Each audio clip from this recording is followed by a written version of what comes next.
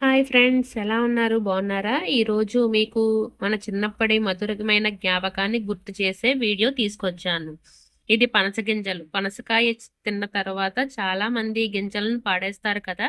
కానీ అసలు వీటి రుచి ఎంత అద్భుతంగా ఉంటుందో తెలుసా? మనం చిన్నప్పుడు అమ్మమ్మ, నానమ్మ ఇంటికి వెళ్ళినప్పుడు బొగ్గుల మీద లేదా పొయ్యిల్లో ఈ పనస గింజలు కాల్చి పెట్టేవారు కదా! ఇవి వేడిగా ఉన్నప్పుడే పొయ్యి తొక్క తీసి తింటే ఆ రుచి మాటల్లో చెప్పలేం. బయట కరకరలాడుతూ లోపల మెత్తగా ఉండే ఈ టేస్ట్ ఎప్పటికీ మర్చిపోలేం కదా! పనస గింజల రుచే కాదు, ఆరోగ్యానికి కూడా చాలా మంచిది. మీ ఇంట్లో బొగ్గులు లేదా పొయ్య ఉంటే ఒకసారి ఇలా కాల్చి చూడండి. లేకపోతే మందపాటి ఇసుక ప్యాన్‌లో కూడా నెమ్మదిగా కాల్చుకోవచ్చు. కాల్చేటప్పుడు మధ్య మధ్యలో తిప్పుతూ ఉంటే అన్ని వైపులా సమంగా కాలుతాయి.